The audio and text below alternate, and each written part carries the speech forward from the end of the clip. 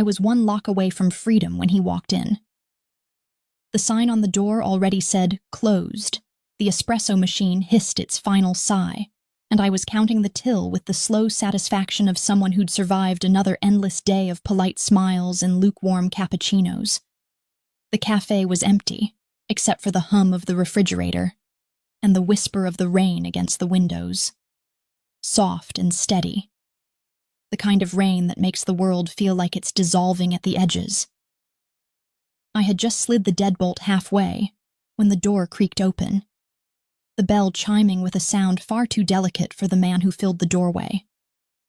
He didn't belong there. He didn't belong anywhere ordinary. He was tall, broad-shouldered beneath a tailored charcoal coat, his dark hair slightly damp from the rain, and his gaze. His gaze was the kind that didn't simply look at you.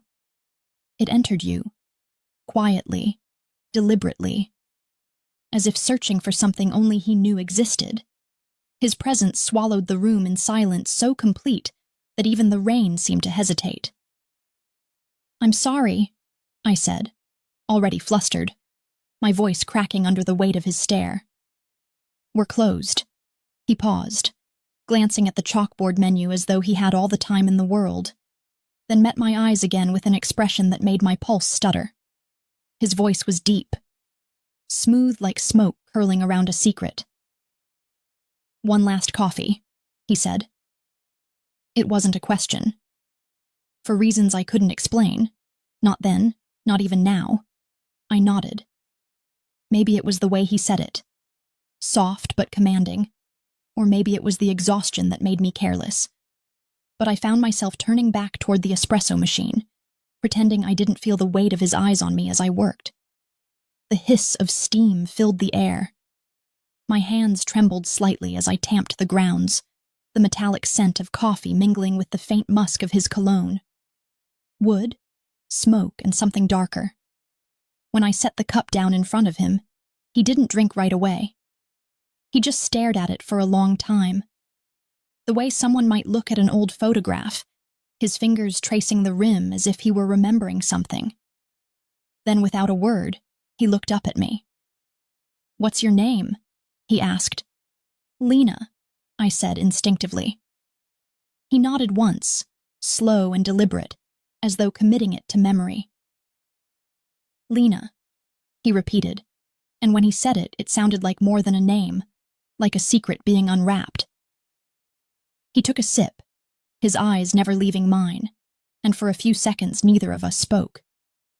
There was something unsettling in that silence, a strange familiarity, like déjà vu wrapped in danger. I didn't know him. I was certain of that. But somehow, deep in my bones, I felt as if I should. "You always work this late?" he asked, his tone almost casual, though his gaze was anything but. "Someone has to keep this place from falling apart," I replied, forcing a small smile. "It's just me most. Nights." He tilted his head slightly as though considering that. "That's dangerous." I laughed, too quickly, too nervously. "It's a coffee shop, not a war zone." He smiled then, but it wasn't the kind of smile that softened him. It was the kind that warned you not to mistake him for someone kind. "You'd be surprised," he murmured. Something in his voice made the back of my neck prickle. I looked down, pretending to wipe the counter, trying to shake off the strange, magnetic tension wrapping itself around us. When I glanced up again, he was holding out a $100 bill. "That's too much," I said automatically.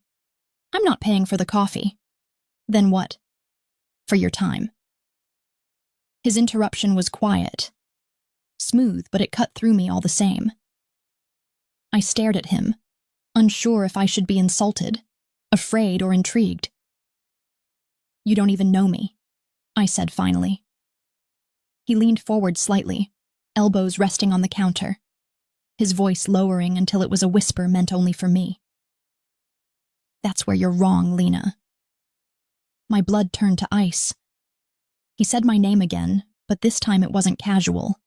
It wasn't conversational. It was heavy, like he'd been carrying it for a long time. "How do you know my name?" I asked, trying to keep my voice steady, though my heart was hammering so hard I thought he might hear it. He didn't answer right away. Instead, he looked past me, through the window, where the rain had thickened into a silver curtain, then back at me with a gaze so sharp it felt like a blade sliding just beneath my skin. "You should lock that door," he said softly. I frowned. "Why?" "Because they'll be here soon." The words hit me like a cold slap. I laughed nervously, waiting for him to smirk, to reveal the joke, but he didn't. He didn't move, didn't blink, didn't look away. "I think you should leave," I said, my voice barely above a whisper. He sighed, low and almost regretful, and then stood. When he reached into his coat, I flinched, but all he pulled out was a black leather wallet. He placed a small card on the counter, his movements deliberate, precise. "If anyone asks for you," he said, "you call this number and say nothing else. Do you understand?" My hand shook as I looked down at the card. No name, no company, just a number embossed in silver. "This isn't funny," I said, stepping back. He looked at me for a long moment, and then his expression softened, just barely, like a man haunted by something he couldn't name. "It's not meant to be." And then, as if remembering something, he leaned closer again, his voice dropping to a whisper so quiet I almost thought I imagined it. "Your father used to make his coffee the same way," he said. I froze. The name caught in my throat before I could stop it. "My father?" But before I could say anything else, he was gone. Out the door. Into the rain. Swallowed by the night as if he'd never been there at all. I stood there, my breath shallow, my pulse wild, the bell above the door still trembling from his exit. The smell of coffee hung in the air like a memory that refused to fade. I reached for the card, my fingers brushing against the embossed number, and noticed for the first time the faint smudge of blood on the edge of the counter where he'd been sitting. Outside, through the rain, headlights flashed once, twice, and then disappeared down the street. For a moment I thought about calling the police, but then I looked again at the card, at the number that felt like a key I wasn't supposed to have, and something deep inside me whispered that this was only the beginning, and that whoever he wasn't done with me yet. I didn't sleep that night. I tried, God, I tried, but every time I closed my eyes I saw his face, the sharp lines of his jaw, the cool glint of his eyes under the low cafe lights, and that terrible, impossible moment when he said my father's name like it was something sacred, something broken, something buried that should have stayed buried. The sound of his voice lingered long after he left, curling around me like smoke, seeping under my skin until I could almost taste it, bitter and intoxicating all at once. By the time dawn came, the rain had stopped, but the city still felt damp and heavy, the streets shining under the weak light like veins of glass. I told myself I was being paranoid, that men like him belonged in movies, not in my cafe, not in my life. And yet, the card sat on my kitchen counter like a loaded gun, small and silent and impossible to ignore. I picked it up more times than I could count, my thumb running over the raised silver numbers, memorizing them even though I swore I wouldn't. I told myself I'd throw it away, burn it, pretend none of it happened. But something in me resisted, something I couldn't name, something that whispered, don't. By the time I went to open the cafe that morning, my nerves were shot. The bell over the door chimed in that same delicate way, and I flinched, half expecting him to be there again, sitting at his table like some dark echo of the night before. But the place was empty, still smelling faintly of rain and roasted beans, and for a moment I almost convinced myself I had dreamed the whole thing. Almost. because when I stepped behind the counter, I saw it. A faint trace of blood still smeared on the corner where his hand had rested. Proof that he had been real, that I hadn't imagined the quiet authority in his voice or the strange, heavy way he'd said my name. I stared at it for too long, until a customer came in and startled me out of whatever trance I was in. The day passed in a blur of ordinary moments that felt painfully unreal. People laughing, chatting, ordering their lattes and mochas, while I smiled and nodded and pretended not to feel like the ground beneath me had shifted. Every time the door opened, my heart leapt, expecting him, dreading him, wanting him, and hating myself for it. It was just after closing that it happened again. The cafe was quiet, the sun low, painting the windows in warm gold, and I was cleaning the espresso machine when I felt it. That same electric hum in the air, that instinctive tightening in my chest that told me I wasn't alone. I turned, slowly, and there he was. Dante. I didn't know his name yet. Not then. But somehow it fit him even before I heard it. Sharp, deliberate, dangerous, the kind of name that cuts when spoken aloud. He was sitting at the same table as before, leaning back in his chair like he owned the room, his coat draped over the backrest, a faint smile playing on his lips, as if he'd been waiting for me to notice him. "What are you doing here?" I managed to say, my voice sounding smaller than I intended, though I stood as straight as I could, my hands gripping the counter just to keep them from shaking. "I told you," he said, his tone smooth but threaded with something colder, something that made my stomach twist. "They'd come for you." I blinked, trying to process that. "Who would—" He stood before I could finish, moving with that same unhurried grace, every step controlled, measured. When he reached the counter, he placed something on it. A small black envelope sealed with wax. "Open it," he said. I hesitated, then tore it open, my fingers clumsy. Inside was a single photograph, grainy, taken from a distance, of me locking up the cafe 2 nights ago. Another of me walking to my car, and another, worse than the others, of me asleep in my apartment, the glow from the streetlight slicing across my face. My breath caught. "I don't understand." "They were watching you," he said, his voice soft but deadly serious. "They found out who your father was, and they know you're the only piece left to reach him." I felt the room tilt. "My father's been gone for 10 years. He's not dead," he interrupted quietly. I stared at him, unable to speak. He sighed, rubbing the back of his neck like a man tired of carrying the weight of too many lies. "He made enemies. He stole from the wrong people. You're the only thing they can use now." I shook my head, refusing to believe it. "No, you don't know what you're talking about." He leaned closer, close enough that I could smell the faint trace of rain still clinging to his coat, close enough that his words brushed against my skin. "I know exactly who you are, Lena Moretti." The sound of my full name in his mouth sent a shiver through me. I didn't know if it was fear or something darker, something I didn't want to name. "How?" I whispered. He studied me for a long moment before answering, his eyes searching mine as though deciding how much truth I could handle. "Because I've been looking for you." The words hit harder than I expected, colder too, and before I could ask why, he turned toward the window, his posture shifting, alert. "Get down," he said suddenly, his voice sharp. "What?" He didn't repeat himself. He grabbed my wrist and pulled me down just as glass shattered across the room, the window exploding inward in a rain of shards. The sound was deafening.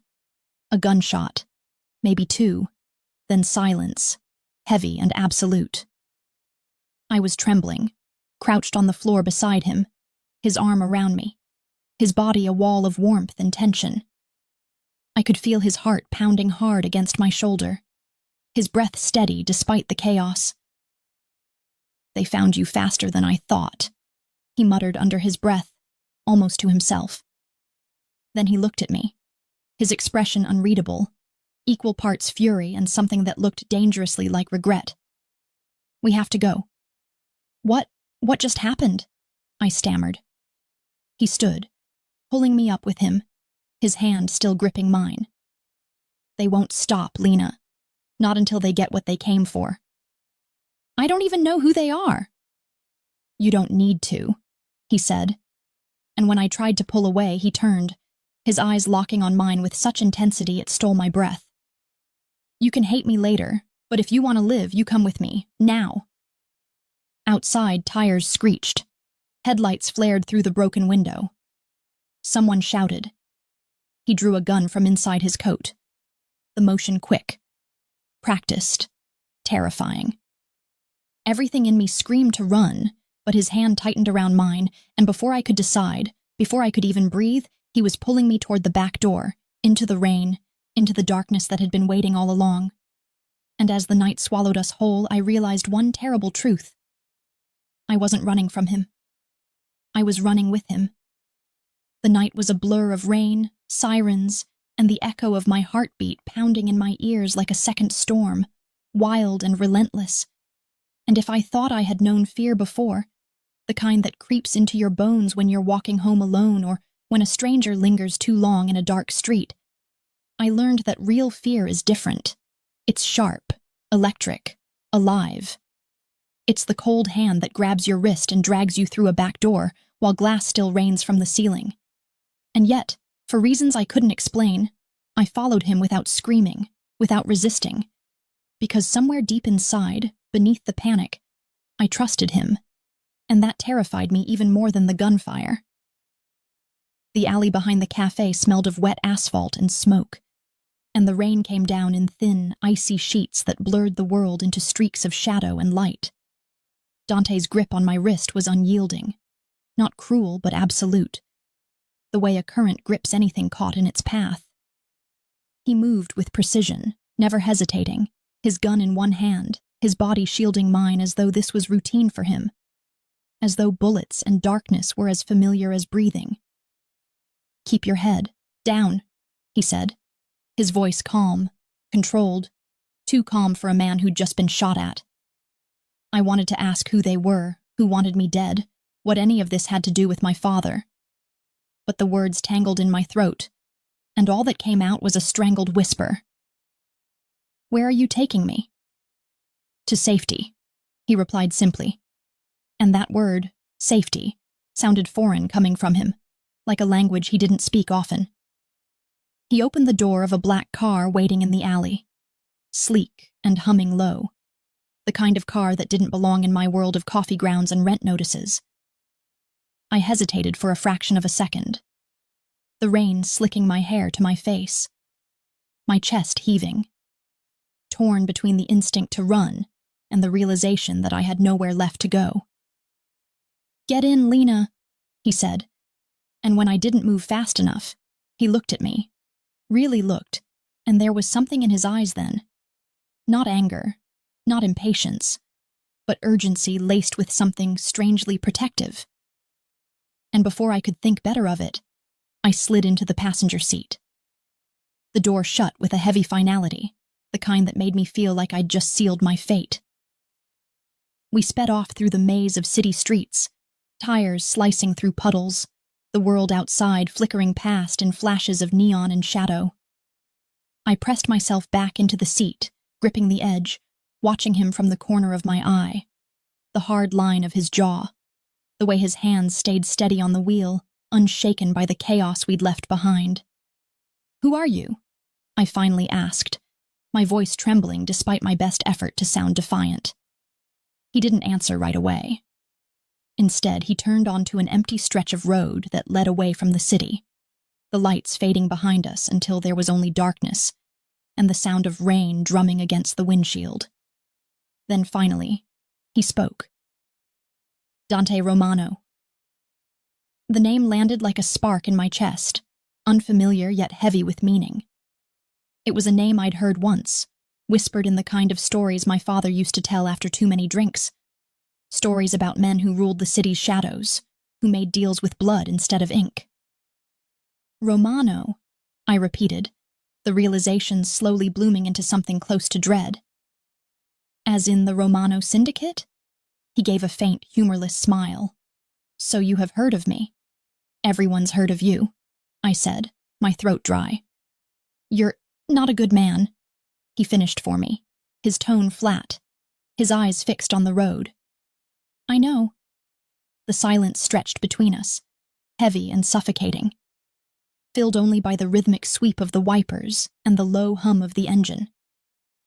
I should have been afraid, truly afraid, sitting in a car with a man whose name was synonymous with power and violence. But there was something else beneath the fear, something harder to admit. Curiosity, fascination, the way danger can draw you in before you even realize you're drowning.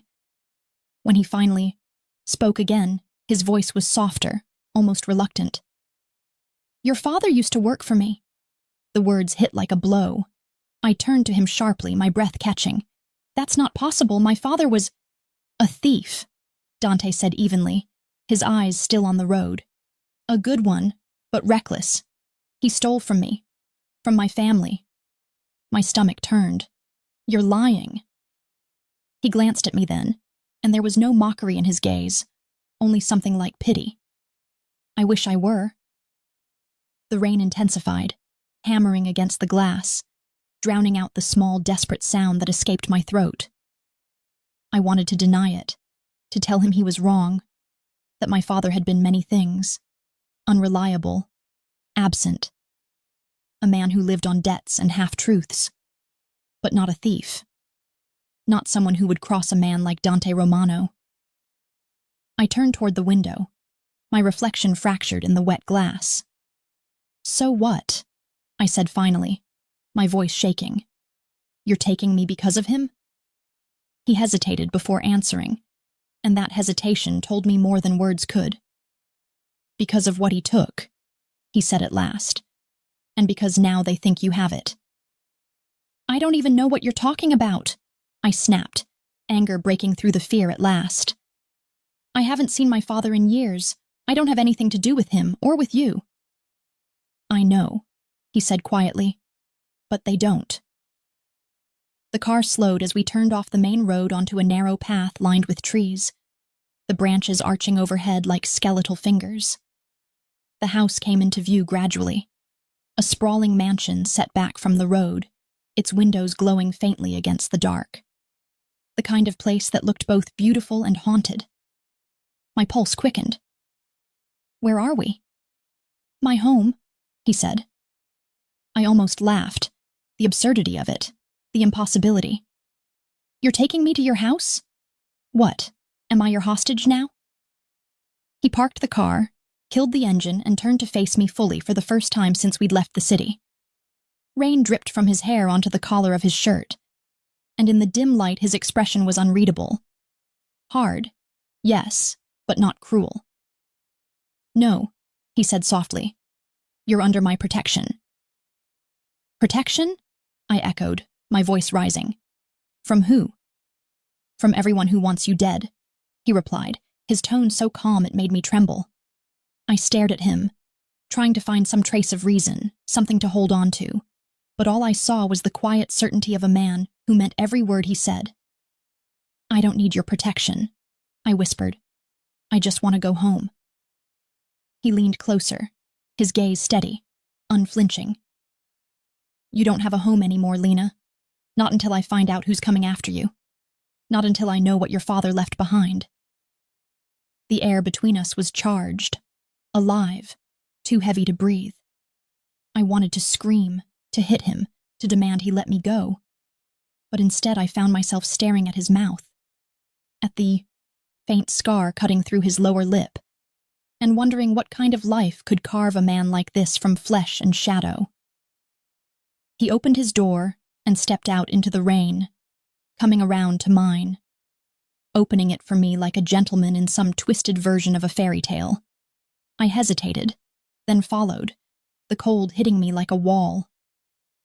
The house loomed ahead, vast and silent, the door opening before he even touched it, as though the building itself obeyed him.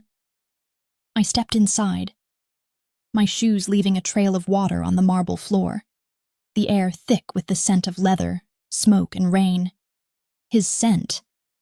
And I realized then, with a cold, crawling certainty, that my life as I'd known it had ended the moment he said one last coffee. And as the door shut behind me with a soft, echoing click, I understood something even worse. That I wasn't sure if he'd kidnapped me or saved me. The house was too quiet for its size, the kind of silence that feels alive, like something breathing just beneath the surface, waiting to reveal its true shape once you've stopped pretending you're not afraid. From the moment I stepped inside, dripping rain onto the marble floors, I felt as though the walls were watching me, tall and dark and lined with oil paintings of men whose eyes followed me wherever I went. Faces that looked like his, proud, unsmiling, carved from the same lineage of power and ruin. The air smelled faintly of cedar and smoke, expensive whiskey and secrets. Somewhere deeper in the house, I could hear the low hum of voices, masculine and sharp, the sound of a world I was not supposed to belong to. Dante walked ahead without looking back, his steps confident, silent, assured. The way predators move when they know the space is theirs, when they know everything inside it bends to their will. I followed because I didn't know what else to do, my pulse echoing in my ears, the sound of my wet shoes against the marble far too loud. "Where are we?" I asked finally, my voice smaller than I intended, swallowed by the vaulted ceilings. "My estate," he said simply, glancing at me over his shoulder. "You'll be safe here." The word safe sounded foreign again, hollow around the edges, like a promise too fragile to believe. He led me through a corridor lit by a line of sconces that cast a soft amber glow against the dark wood, and every door we passed was closed, heavy and secretive, as if the house itself was full of things that shouldn't be seen. We reached a staircase that curved upward like a ribbon of shadow, and at the top, he opened a door and motioned for me to enter. "This will be your room," he said. It was larger than my entire apartment, a canopy bed draped in linen, a fireplace already burning low, casting a flicker of gold across the walls. There were books stacked neatly on the table, a vase of white lilies on the dresser, the scent delicate and mournful. "You'll stay here," he continued. "You'll have food, clothes, anything you need. But you don't leave this floor without me, understand?" I turned toward him, incredulous. "So I'm a prisoner?" His gaze didn't waver. "You're protected. By locking me up. By keeping you alive," he said, and his voice was so calm, so deliberate, that it silenced the argument forming in my throat. He lingered for a moment, his eyes softening just barely, then turned and walked out, the door closing behind him with a click that sounded like finality. I stood there for a long time, staring at that closed door, listening to the steady rhythm of my own breathing until it no longer sounded like my own. That night, I didn't sleep. I sat by the window, staring out at the rain-slicked gardens, the stone statues half hidden in the mist, their faces blank and cold. Every creak of the house felt like footsteps, every gust of wind like a whisper. Somewhere, I thought I heard the faint sound of music. A piano, low and slow, playing a melody that ached with loneliness. When I finally rose, unable to stand the confinement any longer, I crept toward the door.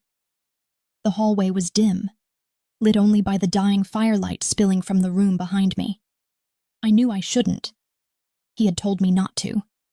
But curiosity, that dangerous human weakness, clawed harder than fear. I moved quietly, my bare feet soundless against the carpeted hall, and followed the faint hum of voices until I reached a staircase leading down. I descended halfway and stopped, peering through the ornate railing at the scene below. Dante was there, sitting at a long table with several men, their faces hard, their words low and clipped. I couldn't hear much, but I caught pieces. The Moretti girl. Unfinished business. The missing ledger. My stomach twisted at the sound of my father's name. One of the men, broad, older, with a scar cutting through his brow, said something that made Dante's expression darken. His hand came down on the table, not loud but sharp enough to end the conversation. The others fell silent immediately. That silence told me everything about the kind of man Dante was. The kind you didn't cross twice. Then, as if he felt me watching, his head tilted upward slightly, his gaze meeting mine through the railing. I froze. For a heartbeat, neither of us moved. Then he stood, pushing back his chair with slow, deliberate precision, and I did the only thing my panic-stricken mind could think of. I ran. By the time I reached my room, my pulse was a hammer in my chest. I shut the door and backed away, breathing hard, my hands trembling. A few seconds later, there was a soft knock. "Lena," he said from the other side, his tone unreadable. "Open the door." I said nothing. Another pause, then quieter, closer. "You shouldn't have left your room." The door opened anyway. He didn't wait for permission, and he stepped inside, his presence filling the space. The tension, thick enough to touch. He wasn't angry in the way I expected. He didn't shout, didn't threaten. Instead, he closed the door behind him, his eyes locked on mine with that unnerving stillness that made him more dangerous than any man I'd ever known. "I told you this house isn't safe for you to wander," he said finally, his voice low, controlled. I took a step back. "I heard my father's name," I said, my words trembling but defiant. "I have a right to know why." He stared at me for a long moment, the silence stretching between us until it became unbearable. Then he sighed, running a hand through his hair, the tension in his shoulders softening, though his eyes never lost their darkness. "Your father," he said slowly, as if choosing each word with care, "was once my most trusted man. He handled things no one else could, until the day he disappeared, with money, documents, and names that were never supposed to leave my house." I shook my head. "He wouldn't—" "He did," Dante said, cutting me off gently. "And because of him, people died." The words hit like a slap, sharp and cold. "You're saying he betrayed you?" His jaw tightened. "He betrayed everyone." I sank onto the edge of the bed, my mind spinning, the weight of his words pressing down until I could hardly breathe. I didn't know what to believe. My father, the man who'd taught me how to make coffee and play cards and vanish when things got bad, or the man standing in front of me, whose voice carried the quiet conviction of someone who had seen the truth written in blood. "Why tell me this?" I whispered. "Because you deserve to know what kind of world you've been dragged into," he said softly. And when I looked up at him, the expression on his face startled me. Not cruelty, not satisfaction, but something almost tender, almost regretful. He took a slow step closer, close enough that I could feel the warmth radiating from him, smell the faint trace of rain still clinging to his skin.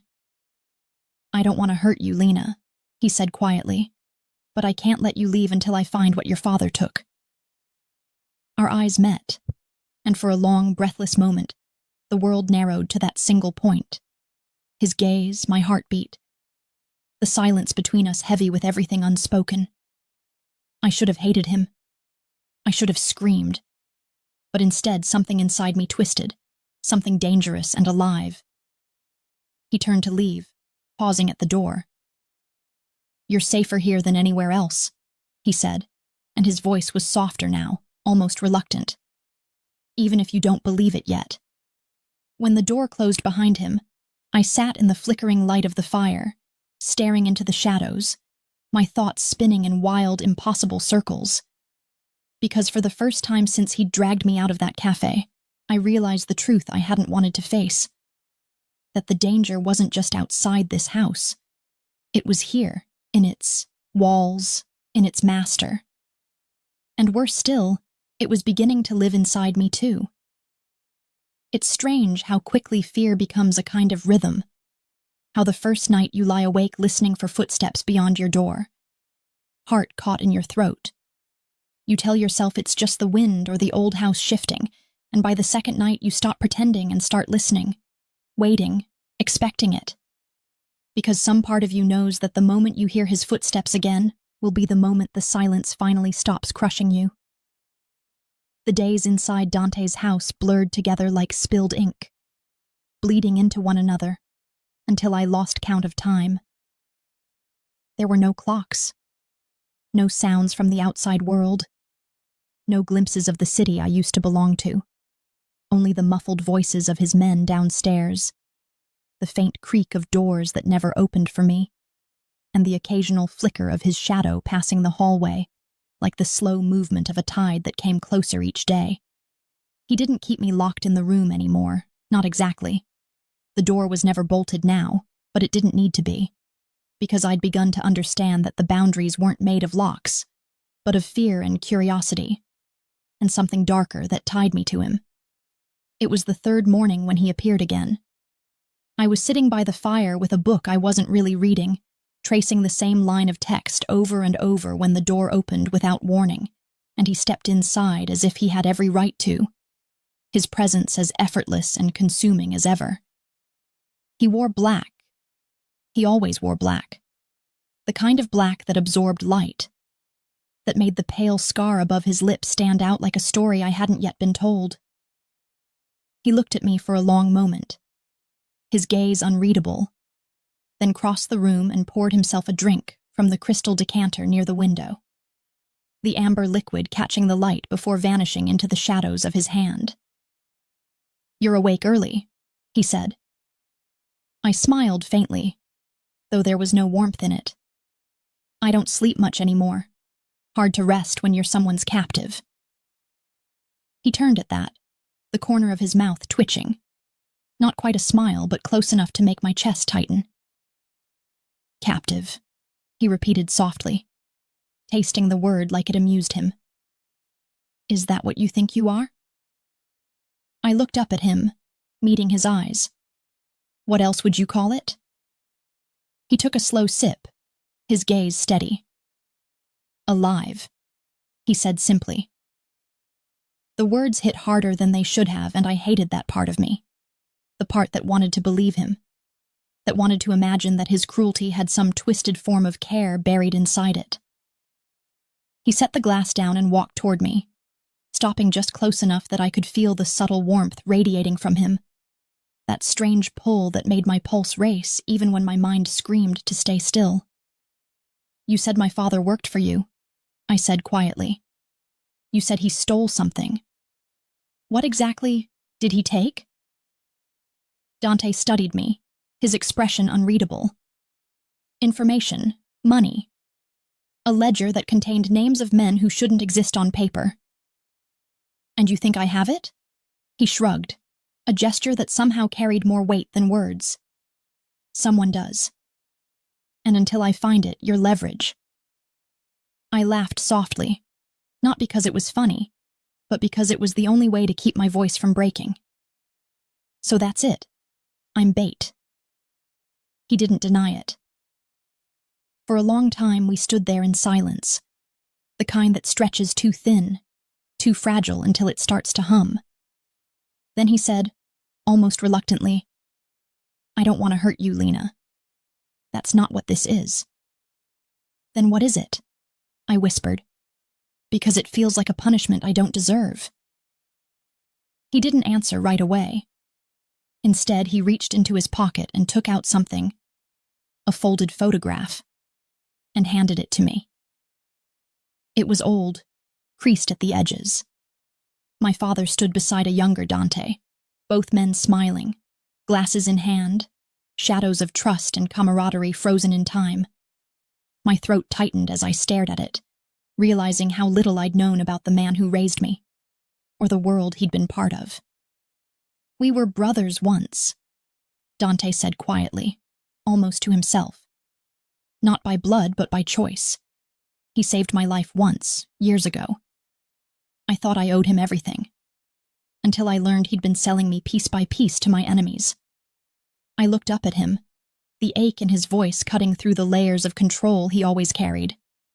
And now you want revenge. I want truth, he said, and for the first time his voice cracked ever so slightly. And I want what was taken from me. He turned away then, his hands braced on the mantel, staring into the fire as if it held answers. Help me find him, Lena, he said after a long pause. Help me find what he stole, and when this is over, I'll let you go. There it was. The bargain, simple and cruel, wrapped in the illusion of mercy. I should have refused. I should have told him to burn with his ghosts and his vendettas. But something in me, something I still don't fully understand, made me nod. Maybe it was survival. Maybe it was the desperate need to prove that I wasn't my father's shadow. Or maybe it was him. The way his voice softened when he said my name. The way he looked at me like I was the last thing tethering him to what remained of his humanity. Fine, I said at last, my words low. I'll help you. But you keep your promise. When this is over, you let me go. He turned, his eyes meeting mine, dark and unreadable. You have my word. He said it with such quiet certainty that, for a fleeting second, I almost believed him. The days that followed were strange. I was no longer confined, yet I wasn't free. I was allowed to walk through the halls now, to explore the library, to sit in the sunlit conservatory that overlooked the courtyard where the rain always seemed to fall no matter the season. I began to see glimpses of the world beneath his control, men who moved like shadows, women who spoke in whispers, and Dante himself, always at the center, commanding everything with a look, a word, a silence. And in those silences between us, something began to shift. He'd come to my room at night sometimes, not to threaten, not to demand, but simply to talk, as if the weight of his empire could only be carried in the presence of someone who didn't fear him completely. We spoke of small things, coffee, music, the taste of rain, things that didn't belong in a house like his, things that made him seem human, almost tender. And yet beneath it all, there was the ever-present tension, the unspoken truth that none of this could last, that everything between us was born from circumstance and deceit. But when he looked at me across the dim light, eyes softened by exhaustion and something dangerously close to affection, I found myself forgetting, just for a heartbeat, who he was, or who I was supposed to be to him. The night he touched my hand for the first time, it wasn't planned. We were standing by the fire, the silence stretching, his expression unreadable, and when his fingers brushed mine, it was so gentle, so deliberate, that my breath caught. Neither of us moved for what felt like forever. And in that suspended moment, I knew something irrevocable had begun, something that would destroy us both, but neither of us could stop it. He looked at me then, his voice barely above a whisper. Careful, Lena, he said. You don't know what it means to be close to a man like me. I wanted to pull away, to tell him I didn't care, but my voice betrayed me, soft and trembling. Then show me. His gaze darkened, his jaw tightening as if fighting something invisible, and when he finally spoke again, it was quieter, almost mournful. Don't ask for what you don't understand. He left after that, the door closing behind him, leaving me alone with the fire and the echo of his words. But as I stood there, my hand still tingling from his touch, I knew one thing for certain. The bargain we'd made had already changed. Because whatever this was between us, it wasn't protection anymore. It was temptation. And temptation always demands a price. Nights in that house became longer than they should have been, hours stretching like threads pulled too tight, unraveling slowly into something that felt like madness. Something too quiet to be peace and too heavy to be silence. and sometimes I would lie awake listening to the distant echo of footsteps in the hall. Not heavy enough to belong to his guards, not soft enough to be imagined. And I would wonder if it was him. If Dante lingered outside my door as I did outside his thoughts. Trapped between wanting to be seen and praying I would not be. I had begun to learn the rhythms of the mansion. The way the servants avoided certain corridors after sunset. The way the guards never spoke above a murmur when his name was mentioned. The way the lights in his office stayed on long past midnight, glowing faintly through the cracks of the door like a secret only the dark was allowed to keep. The bargain had changed things between us, though neither of us dared to say it aloud. It lived in the spaces between our words, in the glances that lingered a heartbeat too long, in the quiet way he would sometimes stand beside me and say nothing. And in those moments, I wasn't sure if I was safer or closer to ruin. I tried to keep myself busy, searching through the boxes and files he let me see. Old photographs, ledgers, coded messages that smelled faintly of dust and betrayal. But the more I read, the more it felt like I was walking deeper into a labyrinth my father had built, and Dante was still trapped inside. Every record, every missing name, every faded photograph led back to the same ghost. Salvatore Moretti, the man who had once been my father, and was now nothing but the echo of a crime that refused to die. And the more I uncovered, the more I felt his presence, not Dante's, but my father's, everywhere. Sometimes in the scent of cigars lingering in a forgotten jacket hanging in the library, sometimes in the sound of Dante's voice when he said my name, low and deliberate, in a tone that made me think he wasn't speaking to me at all, but to a memory of the man who had betrayed him. It was one of those nights, a night soaked in rain and electricity, when curiosity won over fear. I told myself it was only to help, to search for clues, to keep my end of the bargain. But deep down I knew it was something else. I needed to know him. Not the version the world whispered about. Not the man the newspapers called the Devil of New York, but the man who haunted his own house like a restless spirit. The door to his office was unlocked. I stood there for a moment, hand trembling on the brass handle, before pushing it open. The air inside was warm and heavy, filled with the scent of leather, smoke, and whiskey. Papers covered the desk, maps, photographs, notes written in Dante's sharp handwriting, each line deliberate, controlled, like him. A single lamp burned low, casting soft light across the room, and for a moment I just stood there, my breath shallow, my heart unsteady. Then I saw them. Photographs, dozens of them, tucked neatly into a folder labeled with my father's name. But when I opened it, I froze. They weren't of him. They were of me. The earliest ones were grainy, taken from a distance, me at the cafe, unlocking the door, serving customers, walking home at dusk. But as I turned the pages, the images grew closer, clearer. Me inside my apartment, asleep, brushing my hair, looking out the window, unaware that someone was watching. My stomach twisted. My vision blurred with something between rage and disbelief. He had been watching me long before the night he walked into my cafe. I didn't hear the door open. Looking for something? His voice was low, unreadable, and when I turned, he was standing in the doorway, half in shadow, half in light, the faintest trace of weariness in his eyes, as if he had known this moment would come and dreaded it. "How long?" I whispered, my throat dry. "How long have you been following me?" He didn't move. "Long enough to keep you alive." I laughed, a sound that didn't belong to me, sharp and brittle. "That's your excuse? You were protecting me?" "I was." I held up one of the photos, my hands shaking. "This isn't protection. This is obsession."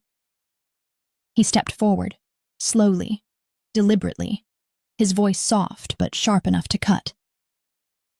"You don't understand what your father did, Lena.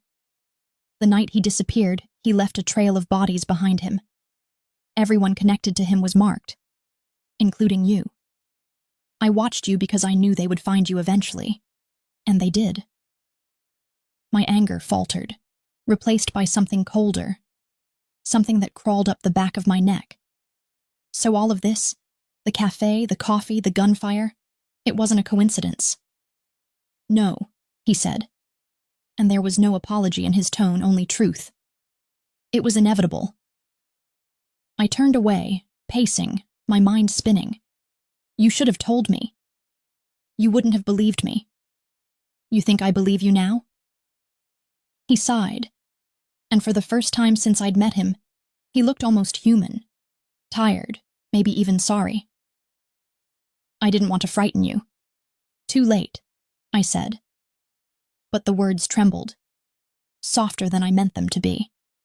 He came closer, the space between us shrinking until I could feel the warmth of his breath against my temple. You think I wanted this? He murmured. You think I enjoy knowing where you are, who you talk to when you sleep? I didn't. But every time I thought about walking away, I remembered what happened to the last person who carried your father's bloodline. Something in his voice made me freeze. What do you mean? He hesitated, then exhaled, his jaw tightening. He had another child, a son, younger than you. They found him before I did. My heart stuttered. My brother? His silence was answer enough. I turned toward him, searching his face for something. Anger, pity, truth. But all I saw was grief buried beneath layers of control. You should have told me, I said again, my voice breaking. He nodded once, slow, almost imperceptible. I know. The air between us changed after that. Thicker, heavier, charged with too many unspoken things. He reached out, as if to touch my arm, but stopped just before his fingers met my skin. You shouldn't have come in here, he said quietly, though there was no threat in his tone. I had to know, I whispered. I know. We stood like that for what felt like hours, him, still as stone, me, trembling and breathless, surrounded by the evidence of a truth I wasn't ready to face. Then he turned away, his voice low, almost tender. You're not my prisoner anymore, Lena. You're my responsibility, whether you like it or not. And there was something in his words that scared me more than his gun, more than his secrets. Because it wasn't cruelty I heard this time. It was devotion. The kind that could destroy everything it touched. He walked past me, pausing at the door. Get some rest, he said without looking back. Tomorrow we start again.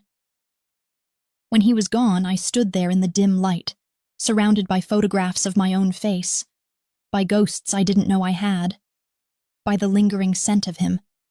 Smoke, rain, and something warm that shouldn't have comforted me but did.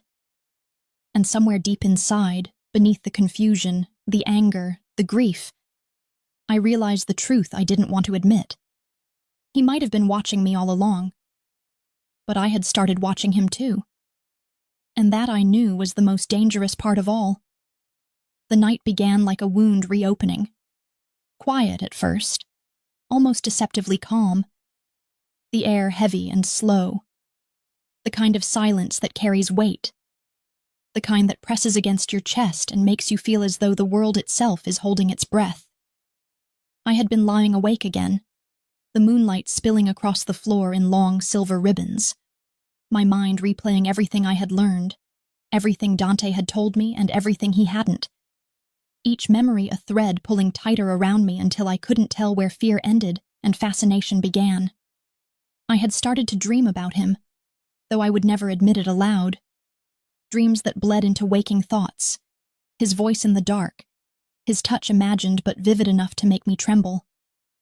I hated myself for it. Hated the way he had taken root inside me like something I couldn't excise. Hated that even as I questioned his every motive. Some fragile, foolish part of me wanted to believe there was more beneath the violence, that maybe the man I saw in those rare, unguarded moments was real. It was close to midnight when I heard it. The sound that didn't belong. Not footsteps this time, but something sharper, something that sliced through the quiet like a blade. A muffled crash downstairs, a voice, too harsh, too unfamiliar. Then another. I was already moving before I realized it, my body reacting faster than my thoughts, bare feet cold against the floor as I slipped into the hallway. The mansion that always felt too vast suddenly felt small, suffocating, the corridors pressing in as distant shouts echoed through them. "Lena!" His voice, low, commanding, unmistakable, cut through the chaos like thunder. He was somewhere below, and though instinct should have sent me back to my room, I found myself moving toward him instead. Down the staircase, heart hammering, breath shallow. I reached the edge of the foyer just as the front doors burst open, the night pouring in like ink, and in that fractured moment of light and movement I saw them. Dark figures, armed, faces hidden behind masks, shouting orders I couldn't make out. Then Dante, already there, already in motion. A ghost made of precision and rage, gun in hand, moving with that terrible grace I had seen glimpses of, but never understood until now. The first shot shattered the silence, a deafening crack that tore through the air and sent glass raining from the chandelier. I dropped behind the marble railing instinctively, covering my head, my breath coming fast and uneven as gunfire erupted, echoing through the house like a storm. I could hear Dante shouting commands, his voice cutting through the noise, steady, unshaken. And though fear burned in my throat, there was something else too.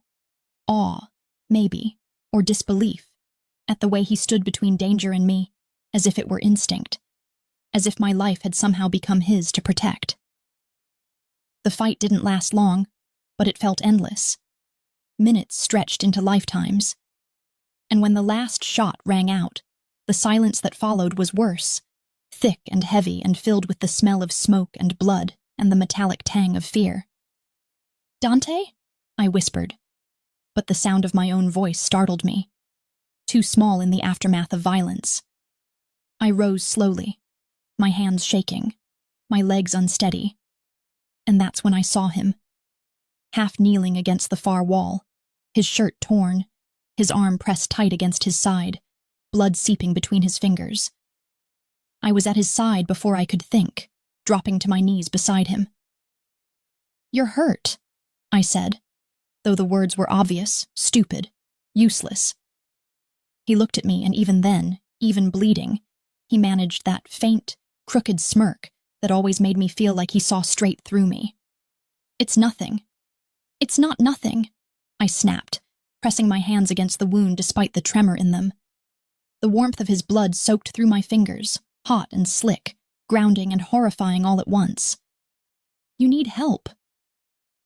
His breath hitched as I pressed harder, his eyes closing briefly, and when he spoke again his voice was softer, roughened by pain but still steady. "You should have stayed upstairs." "I wasn't going to hide while you—" "While I what?" he interrupted, opening his eyes again, the intensity in them undimmed. "Get myself killed for you?"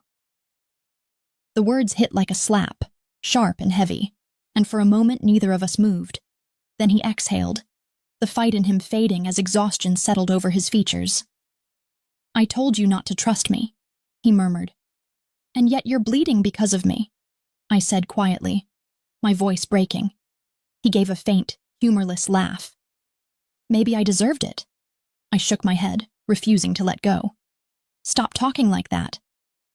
He caught my wrist suddenly, his grip firm despite his weakness, his eyes locking on mine with an intensity that made it hard to breathe. "You don't know what I've done, Lena," he said, his voice low, almost a growl. "You think you see something in me worth saving, but you don't understand. I've burned entire lives to protect this empire. I've done things that would make you flinch if I spoke them aloud." "Then tell me," I whispered, leaning closer, unable to look away. "Tell me what you've done. Let me decide." His expression shifted. Something raw flickering beneath the hard surface. Something almost like fear. You shouldn't want to know, he said, and I shouldn't want to tell you.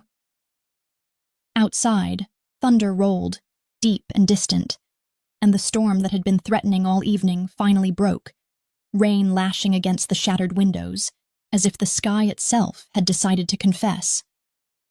I helped him to his feet, one arm around his waist, his weight heavy but steady, his breath warm against my neck.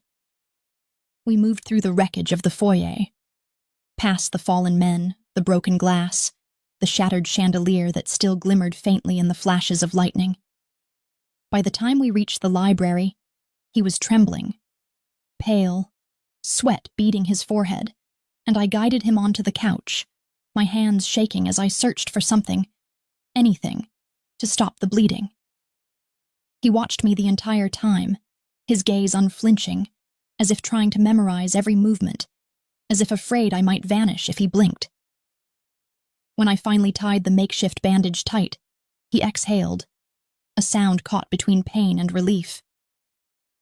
You shouldn't be here, he said again, softer this time, almost pleading.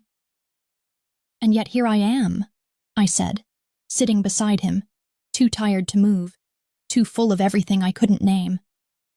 The fire had burned low, the light flickering over his face, carving him in gold and shadow, and in that dim glow he didn't look like a monster or a savior, just a man. Broken, bleeding, dangerous, yes, but also human. I didn't remember leaning in. Maybe it was instinct, maybe madness, but when my hand brushed his cheek, he didn't pull away. His skin was warm, rough beneath my fingertips, and when he looked at me, his eyes softened, the kind of softness that hurts because it's rare, because it feels like a secret. You don't fall in love with men like me, he said quietly, his breath catching as I leaned closer. We ruin what we touch. Then ruin me, I whispered. The words were reckless, foolish, true. He froze, for a heartbeat, for an eternity. And then he kissed me. It wasn't gentle. It was desperate. Fierce. The kind of kiss that consumes rather than comforts, that feels like a confession made without words. I tasted blood and rain and something darker. Something like surrender. And when he pulled away, his forehead resting against mine, his breath unsteady, he whispered the words that would haunt me long after that night. You have no idea what you've started. Outside, the storm raged on, drowning the world in thunder, and I knew that nothing between us would ever be the same again. Because for the first time, I wasn't afraid of Dante Romano. I was afraid of myself. Morning came like an apology that didn't mean it, gray and heavy and full of rain, the kind that clings to the windows and makes everything outside look like a dream trying to dissolve. And I remember sitting there in the half-light of dawn, watching the thin lines of water trail down the glass, and wondering when exactly I had stopped being afraid of him, and started being afraid of what would happen if he was no longer there. Dante slept on the couch beside the dying fire, his shirt stained with dried blood, his breathing shallow but steady, one hand resting against his ribs where I had bandaged him hours earlier. There was something disarming about him like this, stripped of all that armor and menace, his face soft in sleep, almost peaceful, though even then, even unconscious, he looked like a man who didn't quite know how to let go. I wanted to reach out, to touch him again, to trace the line of his jaw where the night's violence had left a shadow of exhaustion. But I didn't. I couldn't. The air between us still carried the weight of what we had done, what we had become. Two people bound by blood, by secrets, by something neither of us could name without breaking it. When he finally stirred, the fire had burned to ash, and the light outside had grown brighter, sharper, merciless. His eyes opened slowly, hazel and dark at the same time, and for a moment he looked disoriented, like a man waking in a world that no longer obeyed the rules he remembered. You should rest, I said softly, and he turned his gaze toward me. A faint, tired smile ghosting across his lips. "I don't rest," he murmured, voice rough, still half dreaming. "Men like me don't have that luxury." "You're bleeding through your shirt," I said, trying to sound firm, but my voice betrayed me, too tender. His smile deepened by a fraction. "You worry too much." "Maybe you don't worry enough." He sat up slowly, wincing, and I moved instinctively to steady him, my hands hovering near his arm, but never quite touching, afraid that the smallest connection might undo me again. "You should see a doctor," I whispered, but he shook his head. "No hospitals, too many questions, too many eyes." Of course. The world he lived in didn't allow weakness. It swallowed it. I watched him stand, the quiet strength in his movements returning, and something inside me twisted with both admiration and anger. Admiration because he was still standing after everything, and anger because he shouldn't have had to. Because the life he had built was a cage made of control and violence that wouldn't let him breathe. He caught me staring. "What?" I shook my head. "Nothing." But it wasn't nothing. It was everything. The rest of the day passed in uneasy stillness. The house felt heavier somehow, the men quieter, the walls listening. There was a tension that hadn't been there before, a sense that something was moving beneath the surface, unseen but inevitable. It was late afternoon when one of his guards, Marco, a man with eyes like flint and hands that looked too used to holding weapons, came into the library. He leaned close to Dante, whispering something too low for me to hear. But whatever it was, I saw it in Dante's face immediately. His jaw tightened, his expression turning to stone.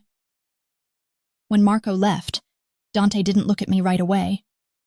He just stood there, still and silent, before finally saying, "We found him." It took me a moment to understand. "Found who?" "Your father." The words felt impossible. My mouth opened, but no sound came out. I thought of 100 things at once. His laugh, his debts, the way he used to smell like tobacco and engine oil, the way he left one night with nothing but a suitcase, and the promise that he'd come back. He never did. "Where?" I asked, my voice barely audible. Dante looked at me then, and for a heartbeat I thought I saw regret flicker behind the control. "He reached out," he said finally. "He wants to meet." I felt the world tilt, the floor drop out from beneath me. "He what?" "He made contact," Dante continued, his tone measured but his eyes darker than ever. "He says he can give me what he took, the ledger, the money, the names. He wants to trade." "For what?" I whispered, even though I already knew the answer. Dante hesitated, just long enough to make it hurt. "For you." The air left my lungs. "No." He stepped forward, his hand reaching for mine, but I pulled back, the sound of my pulse loud in my ears. "You're not serious. You wouldn't—" I told him no, he said quickly, his voice sharp, cutting through my panic. "I told him if he wants to deal, he faces me himself." But the damage was already done. The thought had been planted, the horror of it rooted deep. My father had sold me once already, not for money, but for safety, for escape. And now, all these years later, he was doing it again. "Lena," Dante said quietly, stepping closer. "Look at me." I couldn't. "Lena." His voice softened, and against my will I met his gaze. "He's not the man you remember," he said. "Whatever he was, he isn't anymore. He's desperate, dangerous." "And you're not?" I shot back, my anger cracking through the fear. He didn't flinch. "The difference is, I won't lie to you about what I am." We stood there, the storm between us thick and electric, neither of us moving. Finally, I broke first. "Let me talk to him," I said. "If he wants me, I can make him stop." "Absolutely not." "Dante—" He cut me off, his tone sharp now, commanding. "You don't go near him. You don't even breathe the same air he does, until I say it's safe." Something inside me snapped. You don't get to decide that for me. I do, he said. And though his voice was calm, it was the calm of thunder held just before it breaks. Because he'll kill you, Lena. Or worse, he'll use you, and I won't let that happen. I wanted to argue, to scream, to tell him that this wasn't his choice. But the look in his eyes stopped me. Not anger, not control, but something deeper, something raw and unguarded. Fear. He was afraid for me. He didn't say it, but I saw it in the way his hand shook slightly when he ran it through his hair, in the way he turned away as if he couldn't stand to look at me and still stay composed. Please, he said finally, his voice breaking on the word. Don't make me choose between what I owe and what I can't lose. It was the first time I'd ever heard him sound unsure, and that was the moment I knew I would disobey him. That night, after he left to meet with his men, I found the phone in the office, the one he used for his private calls. My hands trembled as I dialed the number written on the small, folded paper I'd found earlier that day, tucked into the edge of one of my father's old photos, a number I told myself I would never use. The line clicked. Silence. Then a voice I hadn't heard in 10 years. Rougher now, older, but still my father's. Lena? My breath caught. Papa. For a long moment, neither of us spoke. Then he sighed, tired, distant. You shouldn't be there, Piccolina. You're in danger. So are you, I said, my voice shaking. What did you do? Everything I had to, he whispered, and now I have to finish it. Before I could respond, the line went dead. And as I stood there in the silence that followed, the weight of everything pressing down on me, I knew what I had to do. The thing that would change everything. The thing that would either save us or destroy us. I was going to find him. With or without Dante. There is a particular kind of silence that exists before a storm. The kind that doesn't belong to weather but to fate itself. The kind that sits heavy in your lungs and tastes like guilt and inevitability. And as I stood in the hallway of Dante's mansion, my hand still trembling from the weight of the phone I had just dropped onto the desk, I realized that silence had already found me. The echo of my father's voice lingered in the air like smoke. Distant, fragile, haunting. And even though it had lasted barely a minute, it was enough to unmake the fragile sense of safety I had been clinging to since the night Dante first dragged me from the café. For 10 years I had dreamed of hearing that voice again, imagined 1,000 different versions of what I would say to him, what he would say to me, how I would ask him why he left and how he would make it right. But in the end, all he had given me was a warning wrapped in regret, and the terrible, suffocating knowledge that something was coming for us both. I should have told Dante. I should have run to him the moment the call ended, confessed everything, begged him to help me make sense of the things I didn't understand. But the truth was, I didn't trust what he would do with that information, didn't trust his need for vengeance not to swallow everything else, didn't trust myself not to let him talk me out of what I knew I had to do. So I left. I don't even remember the exact moment I decided, only the sound of my heartbeat echoing in my ears as I slipped down the back stairs, the dim light catching the edges of framed portraits that seemed to watch me go, the quiet hum of the city beyond the iron gates. The rain had stopped, but the world still smelled of it, sharp and clean and temporary, as though it were trying to wash away all the things that couldn't be undone. Marco had left a car idling near the side entrance, its keys still in the ignition. I didn't think, didn't breathe. I just drove. The city looked different at dawn, both more alive and more hollow, like a body that hadn't realized it was dying yet. I followed the directions my father had once taught me as a girl, the kind that weren't written down, but lived in muscle memory. The old streets of the industrial district, the bridge that bent like a spine over the river, the warehouse that had once belonged to men whose names no one spoke out loud. When I finally saw him, He didn't look like the man I remembered. He was thinner, older, his hair more gray than dark, his hands trembling slightly as he lit a cigarette he didn't seem to want. He looked up when I stepped out of the car, and for a heartbeat I saw the ghost of recognition flicker in his eyes. Then guilt swallowed it whole. "Lena," he said, my name breaking in his throat like a confession. "You shouldn't have come." I wanted to say 100 things, to scream, to demand, to cry, but all that came out was a whisper. "Why?" He exhaled smoke and sorrow. "Because the moment you stepped back into my life, they stopped aiming for me." I shook my head, trying to make sense of it, trying to find reason in the madness that had consumed everything since that night in the cafe. "Dante said you stole from him, that you betrayed him." A bitter laugh escaped him, dry and hollow. "Betrayed him?" "I saved him, Lena. I took what I took because I had to. Because if I hadn't, he'd be dead." The words hit like a blow. "You're lying." "I wish I were," he said, and the way he said it, quiet, broken, made something inside me falter. There was a coup inside the Romano family. Someone was selling him out, feeding information to his enemies. I found out who it was. I took the money, the names, everything that could be used against him, and I disappeared. I thought I was saving his life and mine and yours, but he never saw it that way. He only saw the theft. I could barely breathe.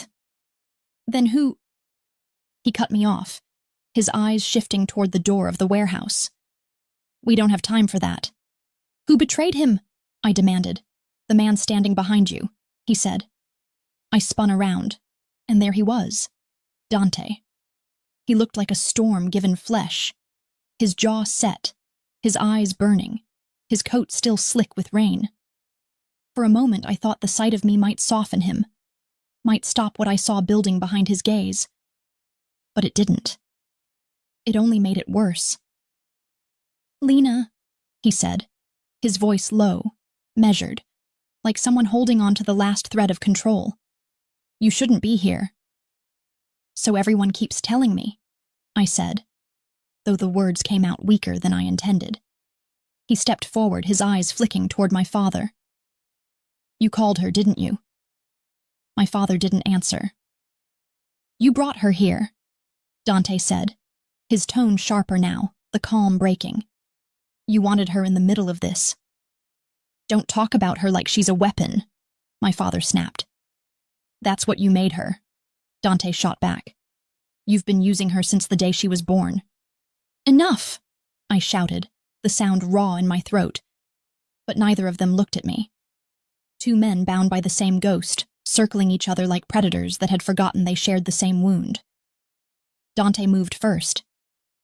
He reached into his coat, and my heart stopped because I knew that gesture, knew what it meant, knew the violence that lived in his hands. But before he could draw, my father raised his own gun, old and shaking but steady enough. "Put it down," my father said. "You don't want to do this." "You think you know what I want?" Dante said, his voice like ice cracking. "You think I haven't spent every day of the last 10 years wanting to forget the night your lies cost me my brother?" Something inside me broke. "Stop," I said, stepping between them before I could think better of it. "Just stop. Both of you." Dante's jaw clenched, his eyes flashing toward me. "Get out of the way, Lena." "No," I said, my voice trembling. "Not until you tell me the truth. All of it." The silence that followed was suffocating. I could feel both of them breathing. My father behind me, Dante in front, the air between us charged, waiting to break. It was my father who spoke first. "He doesn't want the truth, Piccolina. He wants revenge." Dante's expression shifted, something flickering there, something I couldn't name. And in that moment I realized he wasn't going to shoot my father, but someone else did. The shot came from outside, sharp, deafening, final. And before I could even process it, my father staggered backward, the gun falling from his hand, his eyes wide with shock and something that looked like sorrow. I caught him as he fell, my knees hitting the cold concrete, the smell of blood filling the air. "Papa," I whispered, my hands pressed against the wound, warm and useless. "Stay with me, please." He looked up at me, his voice barely a breath. "Not him," he whispered. "It was never him. It was—" But the rest never came. He went still in my arms, his eyes open but empty, and the sound that tore from my throat didn't feel human. Dante was beside me in an instant, his hands on my shoulders trying to pull me back, but I fought him, sobbing, cursing, hitting his chest until my strength gave out. He held me through it, silent, his own breath uneven, and when I finally looked up at him, the rage and grief in his eyes mirrored mine. Outside, footsteps echoed, more of them, closing in fast. "They found us," he said, pulling me to my feet, his voice rough. "We have to go now." I looked down at my father one last time, my heart shattering around the word that would never be spoken, and as Dante dragged me toward the exit, I knew that whatever came next would destroy whatever fragile piece of me still belonged to the girl I used to be. Because my father's last words weren't just a warning. They were a promise. And whoever had fired that shot was still out there, waiting. Time doesn't move the same way after death. It doesn't flow. It lingers. It hangs in the air like smoke after a gunshot, heavy and unyielding, refusing to fade until you've breathed every last piece of it into your lungs and learned to live with the taste. The days after my father's death came and went like ghosts, shapeless and cruel, and I moved through them as though I was half asleep, half alive. A body without gravity, a heart without a rhythm that belonged to anything but grief. The world outside kept spinning. The rain fell, the streets filled, people laughed somewhere far away. But inside Dante's mansion, time had stopped. He buried my father quietly, without ceremony, somewhere on the outskirts of the city where the earth was soft and unmarked. He didn't tell me where, and I didn't ask, because some part of me knew that I couldn't stand to see it. Couldn't bear to watch the last piece of a man who had shaped both my pain and my love for survival disappear beneath the ground.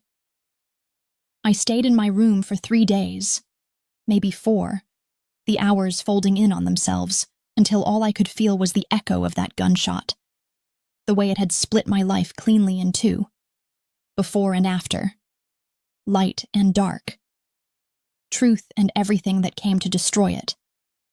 Dante didn't come to me at first. I think he knew I needed the silence more than I needed his words, and maybe he needed it too. There was a change in the air after that night, something subtle but unshakable. The house no longer hummed with the same tension. The men spoke softer. The lights burned lower. And the man who had once filled every room with his presence seemed to disappear into the shadows he had spent his whole life trying to control. It was on the 5th night, when the storm finally broke, that I found him. He was in his office, the same place where I had once found those photographs of myself, though now the desk was empty. The papers gone. The shelves stripped bare. The firelight painted his face in amber and shadow, and for a long moment I just stood there in the doorway, watching him. This man who had once terrified me, saved me, ruined me, and somehow, in all that chaos, taught me what it meant to be seen even in my fear. He didn't look up when he spoke. "You shouldn't be here," he said quietly, though there was no edge to the words, no command, only weariness. "Neither should you," I replied, stepping into the room. His eyes lifted to mine, and for the first time since that night, I saw something raw and human there. Not the cold precision of a man who controlled everything, but the quiet devastation of someone who had finally realized that control couldn't save him from loss. "He wasn't supposed to die," he said, his voice breaking slightly, a confession dressed as regret. "He was supposed to tell me the truth." I took a step closer. "He did," I said softly. "You just didn't want to believe it." Dante's gaze dropped, his hands tightening on the edge of the desk. You think I wanted this?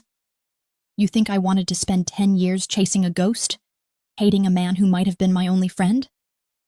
No, I said, my voice trembling. I think you didn't know how to stop. He exhaled slowly, his eyes closing. It was my consigliere, he said after a long silence. The betrayal. The leak. It was him all along. Your father tried to warn me. I already knew. I had seen the name in one of the files he'd shown me before. A name that now felt meaningless because it had cost too much to matter. Then it's over, I whispered. It's done. He looked at me then, his expression unreadable, the firelight catching in his eyes. You think it's that easy? That I can walk away from all of this? From the blood that built it? Yes, I said, because I already did. He smiled, a sad, hollow thing that didn't reach his eyes. You were never part of this world, Lena. You just fell into it because of me. No, I said, stepping closer until I was standing in front of him. Because of my father. Because of what he did. But you kept me here.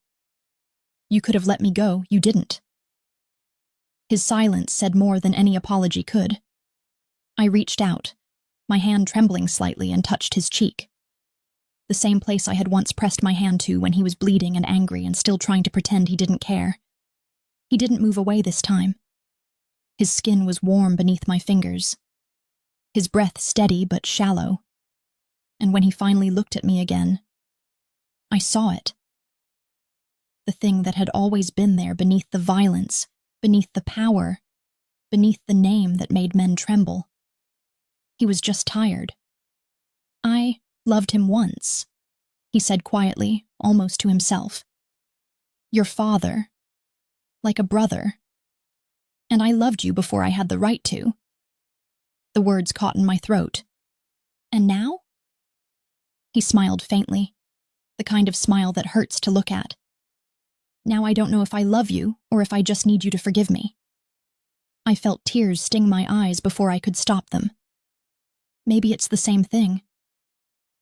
He reached up then, his hand brushing a strand of hair from my face, and for a moment the world stopped. The rain outside, the fire, the silence. Everything faded until there was only him, only us, standing in the wreckage of what we'd both done. He leaned in, slowly, hesitantly, as if afraid the air itself might shatter between us. And when his lips met mine, it wasn't like before. Not desperate or violent or filled with the need to forget. It was quiet. Fragile. An apology written in touch instead of words. When he pulled away, he whispered against my skin, "You should go." I shook my head. "And you?" "I can't," he said. "This is all I've ever known. But you can still have a life that doesn't end in blood." I wanted to argue, to tell him that it was already too late, that the moment he walked into my cafe and said one last coffee, he had rewritten the course of my life so completely that there was no before and after anymore. Only him, only this. But I didn't. Because deep down, I knew he was right. So I left. I don't remember the drive back to the city. Only the rain and the silence and the way my heart felt like it was splitting open and healing all at once. I reopened the cafe a week later. New glass, new paint. Same walls. As if normal could be rebuilt with enough effort. People came and went, ordered their drinks, laughed, lived, and I learned to smile again, or at least to pretend well enough that no one looked too closely. But every night, after closing, I would sit at the same table where he had once sat. The table by the window, where the light caught the edges of the glass. And I would pour one last cup of coffee, set it across from me, and let the steam curl into the air like a memory I couldn't bury. Sometimes I imagined he would walk through that door again. Tall, quiet, dangerous in that unassuming way that made the world hold its breath. And say it the same way he did that night. One last coffee. And sometimes, in the silence that followed, I would swear I could hear his voice, soft and low, carried in the hum of the city outside. Maybe he's still out there. Maybe he's watching from afar, keeping his promise the only way he knows how. With distance, with shadows, with the kind of love that burns quietly instead of bright. Or maybe he's gone, and all that's left of us is this. A story steeped in smoke and blood and memory, 2 lives tangled by fate. A girl who fell for the devil and a devil who tried, for one brief, impossible moment, to be human. But, every night, as I close the cafe and turn the sign to closed, I glance at the door, just once, and whisper into the quiet, just one last coffee. And somehow, even in the emptiness that follows, it feels like he hears me.